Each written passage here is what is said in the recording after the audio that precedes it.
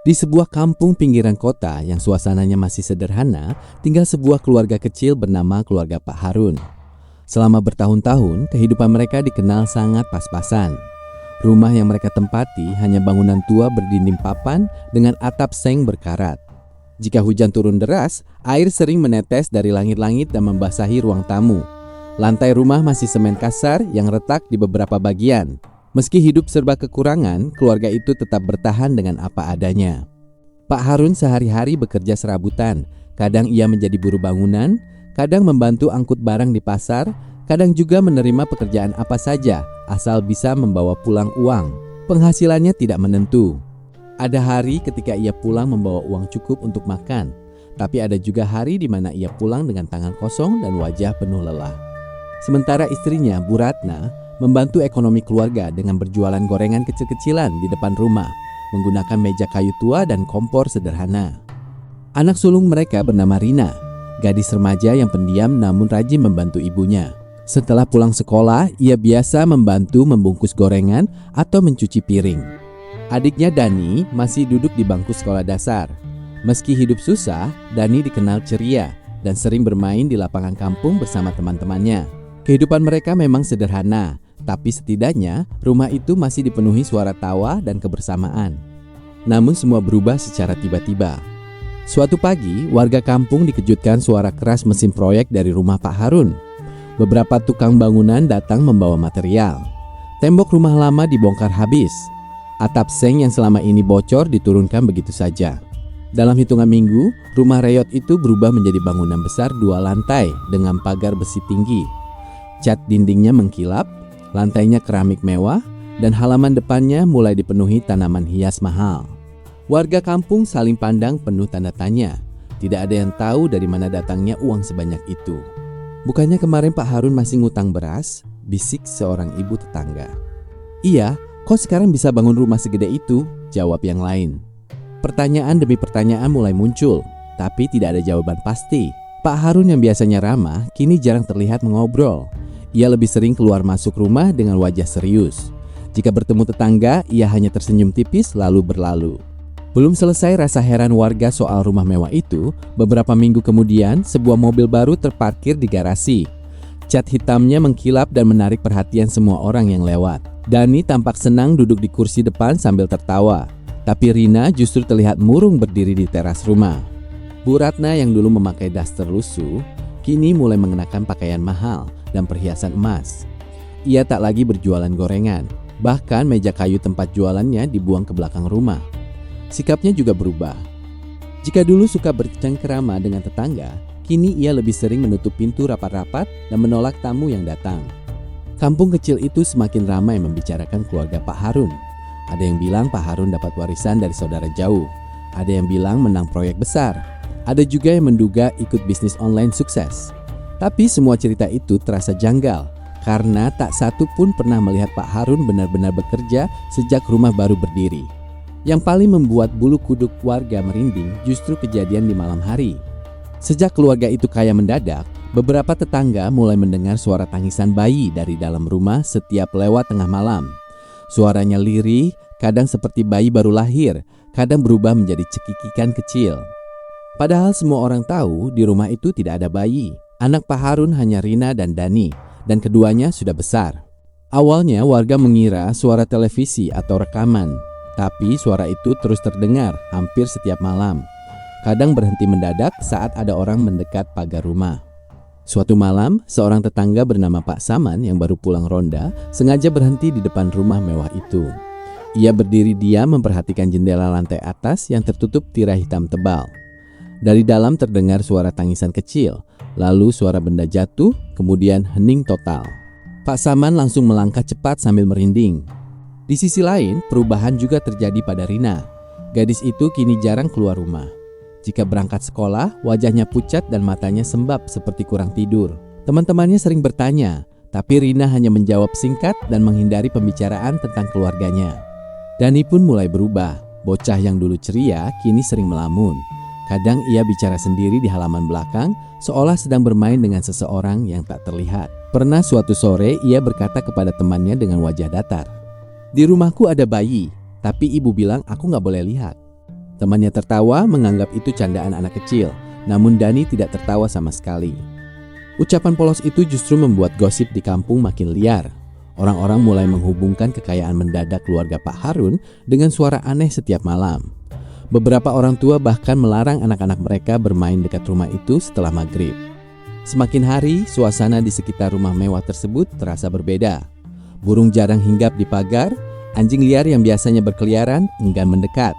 Bahkan beberapa warga mengaku merasa sesak jika berdiri terlalu lama di depan rumah itu. Lalu suatu malam, saat hujan turun tipis dan angin berembus dingin, suara tangisan bayi terdengar jauh lebih keras dari biasanya. Suara itu memecah keheningan kampung hingga membuat beberapa lampu rumah tetangga menyala. Warga yang terbangun saling memandang dari balik jendela. Dan sejak malam itu, satu nama mulai berbisik dari mulut ke mulut. Bayi Bajang. Sejak rumah baru itu berdiri, suasana di dalam keluarga Pak Harun tak pernah benar-benar tenang. Dari luar semua terlihat sempurna. Bangunan mewah, kendaraan baru, perabot mahal, dan uang yang seolah tak pernah habis. Namun di balik pintu rumah yang selalu tertutup rapat, ada ketegangan yang pelan-pelan menggerogoti seluruh penghuni rumah. Rina adalah orang pertama yang merasakan perubahan itu. Dulu meski hidup susah, ayahnya masih suka bercanda saat makan malam. Ibunya sering bernyanyi kecil sambil menggoreng tempe di dapur. Dani selalu berlari-lari di ruang tamu sambil tertawa. Sekarang semua itu hilang. Rumah besar itu justru terasa dingin dan asing. Tidak ada lagi obrolan hangat, tidak ada lagi tawa sederhana yang dulu membuat rumah kecil mereka terasa hidup. Pak Harun kini lebih sering diam. Wajahnya tegang, matanya cekung, dan emosinya mudah meledak. Hal kecil saja bisa membuatnya marah. Jika Dani menjatuhkan gelas, ia membentak keras. Jika Rina pulang sedikit terlambat, ia langsung curiga dan bertanya macam-macam. Bu Ratna pun tak jauh berbeda. Ia menjadi mudah panik, sering melamun, dan beberapa kali terlihat menangis sendirian di kamar mandi. Namun ada satu hal yang paling membuat Rina takut. Di bagian belakang rumah, tepat di samping dapur baru yang luas, ada sebuah ruangan kecil tanpa jendela. Ruangan itu dulunya adalah gudang tempat menyimpan alat-alat lama. Tapi setelah rumah direnovasi, ruangan itu dibangun ulang dengan dinding lebih tebal dan pintu kayu berat yang selalu terkunci. Tak seorang pun boleh masuk ke sana. Pak Harun bahkan melarang siapapun mendekati pintu itu, termasuk Dani yang masih kecil. Jika ada yang bertanya, jawabannya selalu sama. Itu tempat penyimpanan barang penting. Tapi Rina tahu itu bohong. Karena hampir setiap malam, tepat sekitar pukul 12, ayah dan ibunya masuk ke ruangan itu sambil membawa sesuatu. Kadang botol susu bayi, kadang bunga 7 rupa, kadang uang kertas yang dilipat rapi, kadang juga makanan kecil yang diletakkan di nampan perak. Mereka masuk dengan wajah tegang, lalu keluar sekitar 15 menit kemudian dalam keadaan pucat dan berkeringat. Pernah suatu malam, Rina sengaja mengintip dari balik tangga saat kedua orang tuanya berjalan ke belakang rumah. Ibunya membawa botol susu hangat, sedangkan ayahnya membawa tas kecil berisi sesuatu yang berdering seperti koin. Saat pintu ruangan dibuka, Rina sempat mendengar suara cekikikan kecil dari dalam. Bukan suara orang dewasa, bukan juga suara Dani. Suara itu seperti tawa bayi, tapi terdengar aneh, terlalu pelan dan terlalu dingin. Sejak malam itu, rasa penasaran Rina berubah menjadi ketakutan. Beberapa hari kemudian, saat Bu Ratna sedang mandi dan Pak Harun keluar rumah, Rina memberanikan diri mendekati pintu ruangan tersebut. Dari luar, pintunya tampak biasa. Tapi saat ia menempelkan telinga ke permukaan kayu, terdengar suara gesekan dari dalam. Krek, krek. Seperti ada benda kecil yang sedang menggaruk lantai. Rina menahan napas. Lalu terdengar suara lain. Tangisan bayi lirih sangat dekat, seolah berada tepat di balik pintu. Tubuh Rina langsung gemetar. Ia mundur beberapa langkah dan hampir menjerit ketika tiba-tiba suara ibunya terdengar dari belakang. "Kamu ngapain di situ?" Rina menoleh dan melihat Bu Ratna berdiri dengan wajah pucat namun mata penuh kemarahan. Aku cuma lewat, Bu." "Jangan pernah dekati ruangan ini lagi," bentak Bu Ratna. "Kalau kamu masih sayang keluarga ini, turuti kata ibu." Itu pertama kalinya Bu Ratna berbicara sekeras itu pada Rina. Sejak kejadian tersebut, Rina mulai memperhatikan banyak hal aneh yang sebelumnya tak ia sadari. Setiap kali ayah dan ibunya keluar dari ruangan itu, keesokan harinya selalu ada kabar baik soal uang. Toko baru mereka ramai pembeli, seseorang tiba-tiba melunasi hutang lama, investasi ayah untung besar, Bahkan pernah Pak Harun pulang membawa koper berisi uang tunai dengan wajah senang bercampur takut. Namun setiap kali rezeki datang, sesuatu yang buruk juga ikut muncul. Dani mendadak demam tinggi tanpa sebab. Lampu rumah sering mati sendiri. Bu Ratna muntah-muntah dan mengaku mendengar bisikan saat tidur. Pak Harun mulai bicara sendiri di teras tengah malam, seolah sedang berdebat dengan seseorang yang tak terlihat.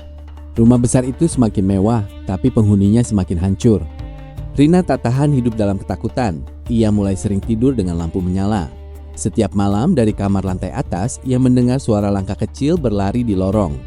Kadang suara itu berhenti tepat di depan pintu kamarnya. Tok, tok, tok. 3 ketukan kecil. Jika Rina diam, suara itu akan hilang sendiri. Tapi jika ia menangis atau berteriak, ayahnya justru datang marah dan menyuruhnya diam. Suatu sore saat hujan turun dan Dani tertidur di sofa, Rina melihat pintu ruangan belakang sedikit terbuka. Mungkin seseorang lupa menguncinya. Jantungnya berdegup kencang. Ia melangkah pelan mendekat. Dari celah pintu yang sempit, ia mencoba mengintip ke dalam. Ruangan itu remang-remang, hanya diterangi lampu kecil berwarna kuning. Di tengah ruangan ada ayunan bayi tua yang bergerak pelan sendiri. Di sudut ruangan duduk sosok kecil dengan punggung menghadap pintu. Tubuhnya pendek, kepalanya botak, kulitnya pucat keabu-abuan. Lalu perlahan sosok itu menoleh. Matanya besar dan hitam pekat. Mulutnya tersenyum terlalu lebar. Rina menjerit keras dan jatuh terduduk. Pintu ruangan mendadak tertutup sendiri dengan suara menghentak. Brak! Pak Harun berlari dari depan rumah dan langsung menampar meja di samping pintu hingga pecah. Sudah kubilang jangan pernah ke sini. Rina menangis histeris, tapi yang lebih membuatnya ngeri adalah wajah ayahnya. Bukan marah biasa, melainkan panik, seperti seseorang yang takut rahasia terbesarnya terbongkar. Malam itu Rina dikunci di kamar. Dari balik jendela, ia melihat ayah dan ibunya berdiri di depan ruangan belakang sambil berbisik-bisik dengan wajah pucat. Lalu dari dalam ruangan, terdengar suara kecil yang sangat jelas. Lapar. Sejak malam ketika Rina melihat sosok kecil di dalam ruangan belakang, hidupnya berubah total. Rasa takut yang dulu hanya berubah dugaan, kini menjadi kenyataan yang tak bisa ia sangkal. Ada sesuatu di rumah itu, sesuatu yang dipelihara diam-diam oleh kedua orang tuanya, dan yang paling menyeramkan, makhluk itu seolah menjadi pusat dari semua kekayaan yang datang mendadak. Rina tak lagi bisa tidur nyenyak. Setiap malam ia menutup pintu kamar rapat-rapat, menyandarkannya dengan kursi, lalu berbaring sambil memeluk lutut. Namun rasa aman tak pernah datang. Dari lorong lantai 2, suara langkah kecil masih sering terdengar. Kadang berlari cepat, kadang menyeret kaki perlahan. Kadang berhenti tepat di depan pintu kamarnya. Tok, tok, tok. 3 ketukan pelan, sama seperti sebelumnya. Rina hanya bisa menahan napas dan pura-pura tertidur. Jika berani membuka mata, ia takut melihat sesuatu berdiri di balik pintu. Pagi hari, keadaan rumah pun tak kalah mencekam. Pak Harun kini semakin mudah marah. Ia jarang makan bersama keluarga. Wajahnya kusut, rambutnya mulai beruban, dan sorot matanya seperti orang yang terus diburu kecemasan. Bu Ratna lebih banyak diam. Kadang ia duduk di dapur sambil menatap kosong ke dinding, seolah pikirannya pergi jauh entah kemana. Dani yang dulu ceria juga berubah drastis. Tubuh bocah itu mulai lemas, nafsu makannya hilang. Ia sering mengeluh pusing dan mengantuk sepanjang hari. Beberapa kali ia jatuh pingsan tanpa sebab jelas. Saat dibawa ke dokter, hasil pemeriksaan tidak menunjukkan penyakit serius. Secara medis anak ini sehat, kata dokter bingung. Tapi kondisi fisiknya seperti kurang energi. Kurang energi? Kalimat itu terus terngiang di kepala Rina. Karena setiap kali Dani jatuh sakit, pada hari yang sama ayahnya justru mendapat uang besar. Suatu siang Pak Harun pulang sambil tersenyum lebar membawa tas berisi uang tunai. Ia bilang proyek tanahnya untung ratusan juta. Tapi di ruang tamu, Dani terbaring demam tinggi dan menggigil. Beberapa hari kemudian, toko baru Bu Ratna laris luar biasa. Pembeli datang tanpa henti. Namun malamnya, Dani mimisan hingga spray penuh darah. Rina mulai melihat pola yang mengerikan. Setiap rezeki datang, Dani selalu menderita. Ia mencoba membicarakannya dengan ibunya saat sedang berdua di dapur. Bu, kenapa setiap ayah dapat uang, Dani sakit? Bu Ratna yang sedang memotong bawang langsung berhenti. Tangannya bergetar, pisau jatuh ke lantai. Jangan bicara sembarangan, ucapnya lirih. Tapi ini nyata Bu, aku lihat sendiri. Bu Ratna menatap Rina dengan mata berkaca-kaca. "Kamu pikir ibu nggak tahu?" Suaranya pecah. Ibu juga takut. Belum sempat Rina bertanya lebih jauh, Pak Harun masuk ke dapur dengan langkah keras. Bu Ratna langsung diam dan pura-pura mengambil piring. Malam itu pertengkaran besar terjadi di kamar orang tua mereka. Suara bentakan terdengar sampai lantai atas. "Aku gak sanggup lagi.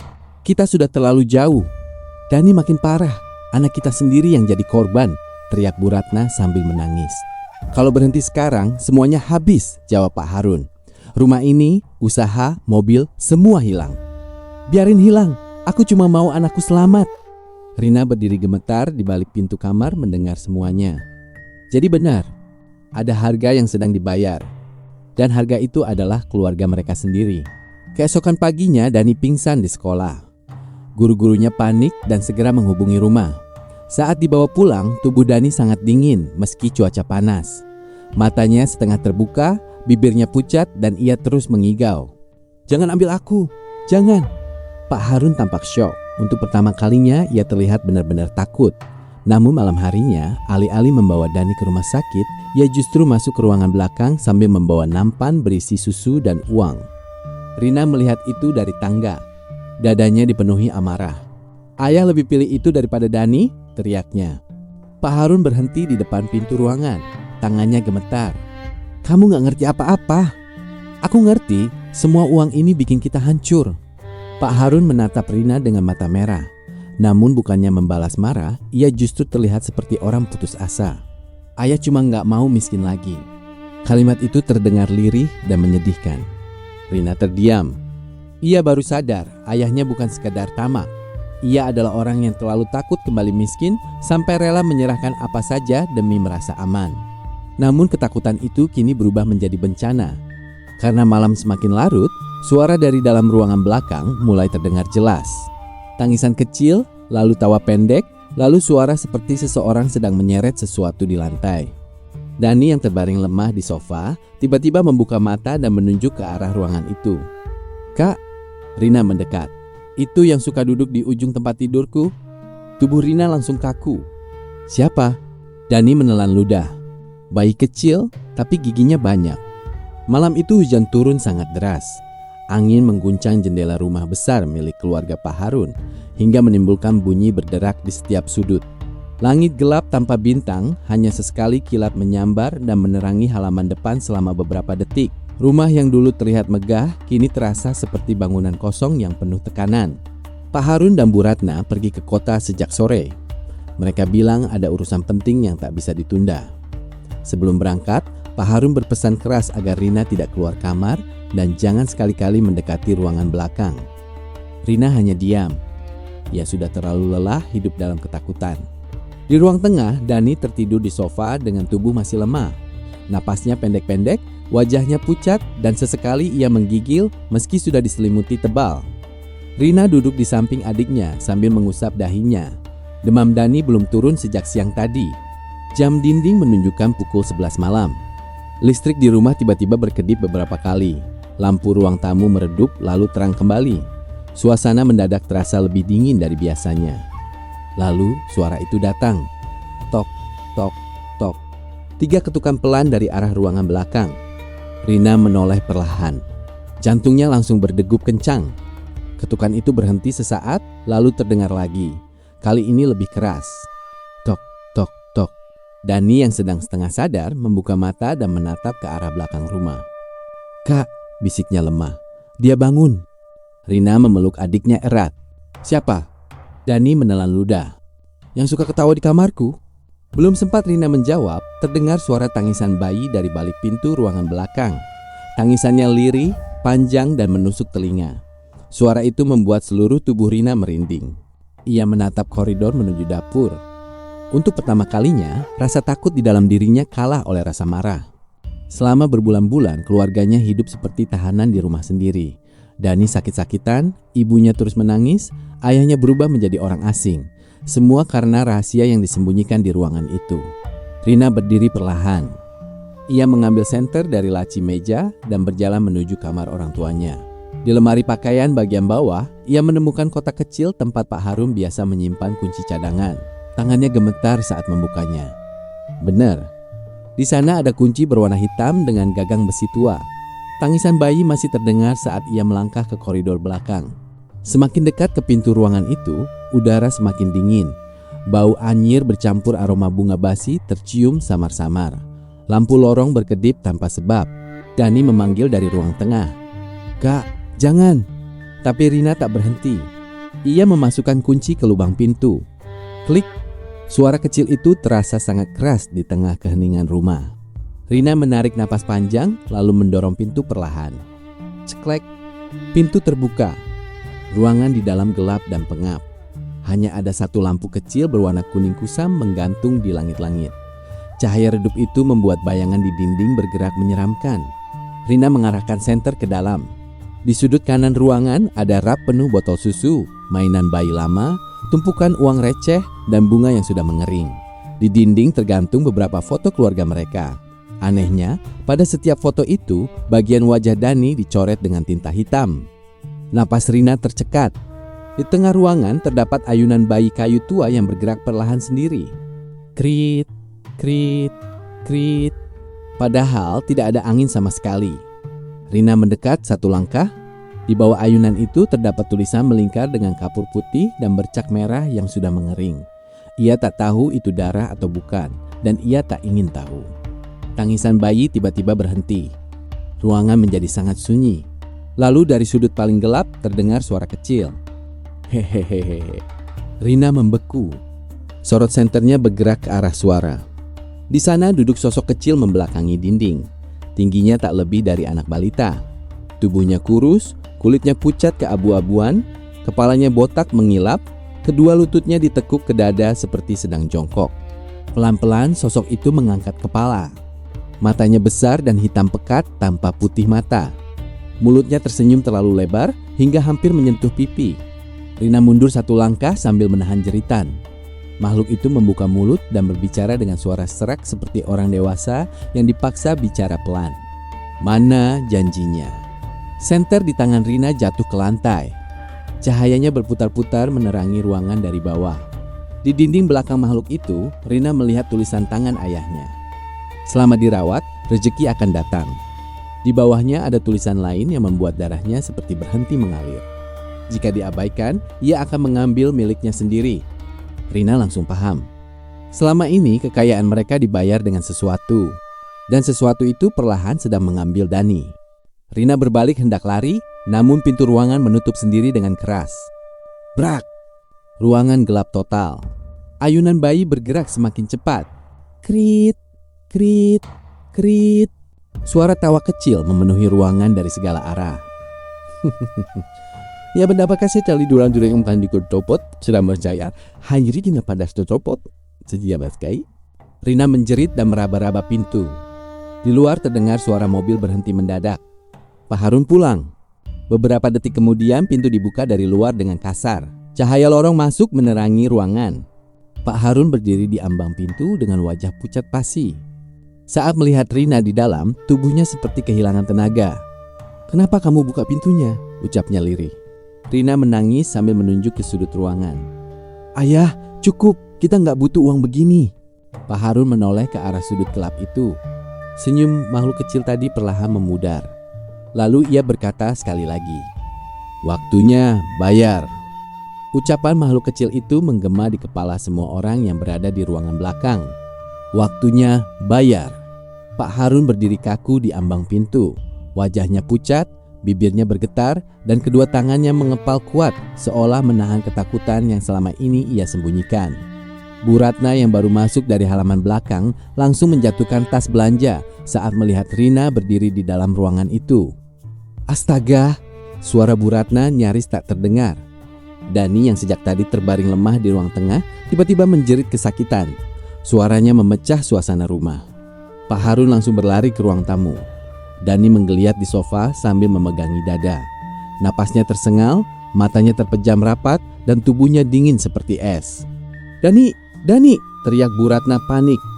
Rina menangis histeris. Namun dari arah ruangan belakang terdengar suara ayunan kayu berderit semakin keras. Krit, krit, krit. Pak Harun menoleh ke arah koridor. Untuk pertama kalinya, Ia sadar tak ada lagi waktu untuk menunda keputusan. Semua kekayaan yang selama ini ia banggakan kini sedang menagih balasan. Ia menatap istri dan anak-anaknya bergantian. Lalu dengan suara parau ia berkata, "Sudah selesai." Pak Harun melangkah cepat menuju kamar utama. Ia membuka lemari besi dan mengambil beberapa bundel uang tunai, surat tanah, kunci mobil, emas simpanan, serta map berisi dokumen usaha. Semua itu dibawanya ke halaman belakang. Bu Ratna mengikuti sambil menangis. "Harun, kamu mau apa?" Mengakhiri semuanya. Di bawah hujan yang mulai reda, Pak Harun menumpuk seluruh uang dan dokumen di tanah. Ia menyiramnya dengan bensin dari jerigen kecil yang biasa dipakai genset. Tangan pria itu gemetar hebat. Rina berdiri di pintu belakang sambil memeluk Dani. "Ayah!" Pak Harun menoleh, matanya merah penuh penyesalan. "Ayah terlalu bodoh. Ayah kira uang bisa menyelamatkan hidup kita. Ternyata justru menghancurkan." Ia menyalakan korek api. Beberapa detik ia terdiam, menatap semua harta yang dulu ia kejar mati-matian. Lalu korek itu dilempar. Wush! Api langsung membesar, melahap uang, surat berharga, dan dokumen usaha. Cahaya jingga menerangi wajah keluarga itu. Bu Ratna menutup mulut menahan tangis. Rina tak sanggup berkata apa-apa. Dari dalam rumah terdengar suara tangisan bayi melengking sangat keras. Lalu berubah menjadi tawa marah. Jendela rumah bergetar sendiri, lampu berkedip cepat, pintu-pintu terbuka dan tertutup seperti dihantam angin. Pak Harun tetap berdiri di depan api. "Ambil semuanya," teriaknya ke arah rumah. "Tapi tinggalkan keluargaku." Suasana mendadak hening. Api masih menyala, tapi suara dari dalam rumah lenyap seketika. Tak ada tangisan, tak ada tangisan, tak ada derit ayunan. Hanya suara napas mereka yang tersisa. Pak Harun masuk perlahan ke ruangan belakang bersama Rina. Pintu yang tadi menutup sendiri kini terbuka sedikit. Di dalam lampu kuning telah padam. Ruangan itu kosong. Ayunan bayi diam tak bergerak. Rak-rak kayu roboh sendiri, botol susu pecah, bunga-bunga kering berserakan di lantai. Tulisan di dinding perlahan memudar seperti terkena air. Sosok kecil itu telah hilang. Namun kepergian makhluk itu membawa akibat besar. Esok paginya, telepon Pak Harun tak berhenti berdering. Rekam bisnisnya kabur membawa modal. Tanah yang dibeli ternyata bermasalah hukum. Rekening usaha dibekukan sementara. Mobil mewah yang baru dibeli rusak berat karena korsleting listrik. Toko Bu Ratna sepi total tanpa satu pembeli pun datang. Dalam waktu beberapa hari, semua yang mereka bangun runtuh satu persatu. Rumah besar itu pun harus dijual murah untuk menutup utang. Tetangga yang dulu iri kini hanya menonton dari jauh sambil berbisik-bisik. Namun di tengah kehancuran itu, ada sesuatu yang perlahan kembali. Dani mulai membaik. Demamnya turun, nafasnya normal, wajah pucatnya berubah segar. Ia bahkan bisa tersenyum dan meminta makan untuk pertama kali setelah berminggu-minggu. Bu Ratna akhirnya bisa tidur tanpa terbangun karena mimpi buruk. Rina tak lagi mendengar ketukan di pintu kamar saat malam. Dan Pak Harun, meski kehilangan semua hartanya, untuk pertama kali dalam waktu lama bisa menangis lega. Suatu sore ia duduk di lantai rumah yang hampir kosong sambil memandangi dinding bekas lukisan mahal yang sudah dicopot. Rina duduk di sampingnya.